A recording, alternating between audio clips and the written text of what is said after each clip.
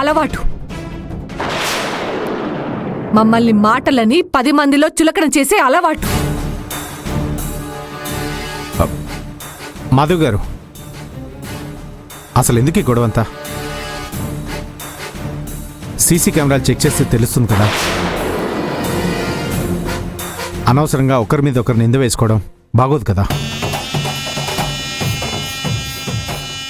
రే రాహుల్, ఒకసారి వెళ్ళి కనుక్కో. వెళ్ళు. ఓకే. ఆగు రాహుల్. సీసీ కెమెరాలు కావాలంటే తర్వాత చెక్ చేయొచ్చు. అంతకన్నా ముందు నేను వేసింది నింద కాదు నిజమని ప్రూవ్ చేయాలి కదా. జ్యోతిని, తన ఫ్యామిలీని చెక్ చేయండి.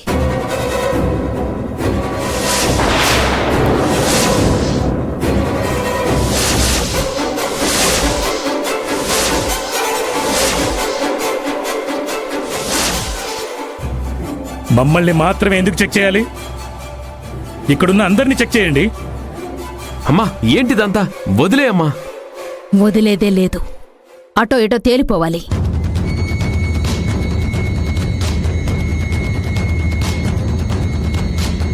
అదిగో, జ్యోతి కొంగులో ఏదో ముడి వేసుకుంది. ముందదేంటో చూడమనండి.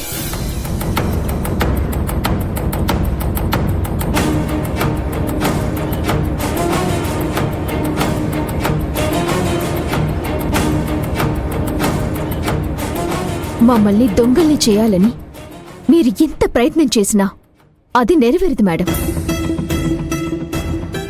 సరే చూడండి.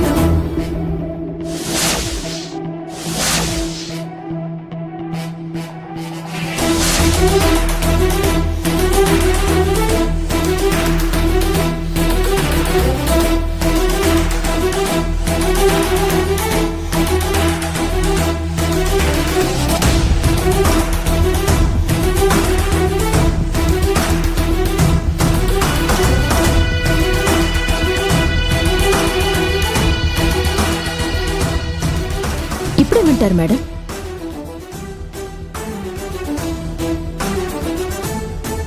వామ్మో, అటు తిరిగి ఇటు తిరిగి నా మీదకొచ్చేలా ఉంది.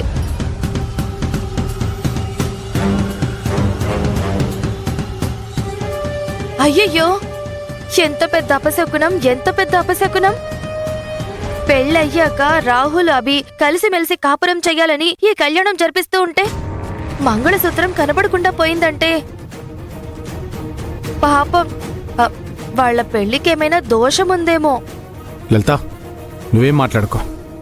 సారీ మావి గారు, వాళ్ళిద్దరూ బాగుండాలనే నా ఆలోచన.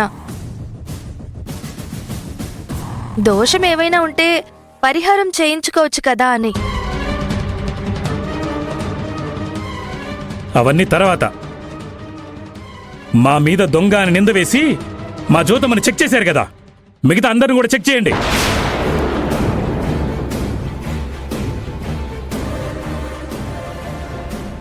ఎవరిని చెక్ చేయాల్సిన అవసరమే లేదు.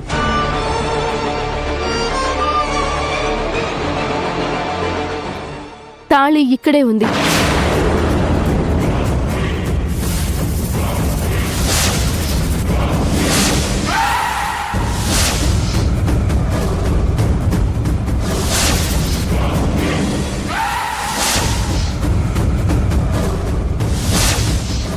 అభి, ఇక్కడే ఉందా? పంతులు గారు అన్నీ చెక్ చేశారు, కానీ బంతిపూల ప్లేట్ కింద చెక్ చేయడం మర్చిపోయారు. పంతులు గారు, ఒకసారి చూడండి.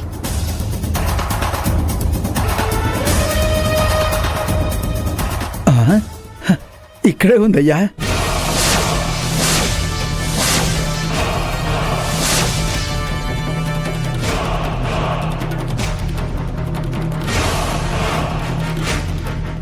నేనంతా చూశాను గాని దీని కింద చూడలేదు.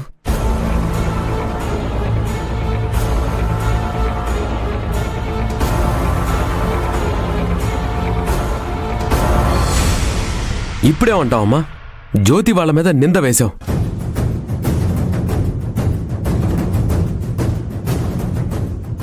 అనవసరంగా మాటలు విసిరావు. ఇప్పుడు చెప్పు, ఏం చేస్తావు?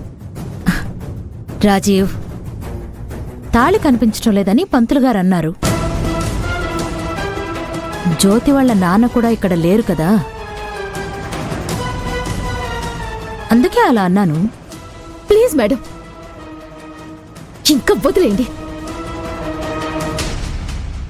అమ్మా,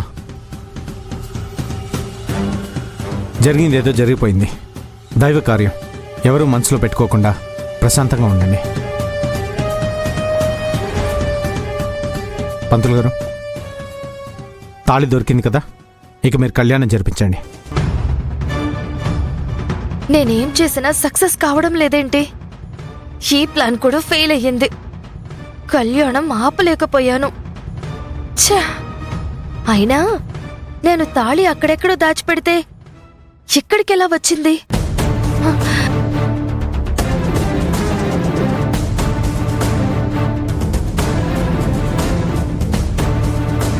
నేనే స్వయంగా జ్యోతి కొంగున ఆ మంగళసూత్రాన్ని ముడివేశాను. కాని అది పంతులు గారి ముందుకెలా చేరింది ఏమర్థం కావడం లేదే.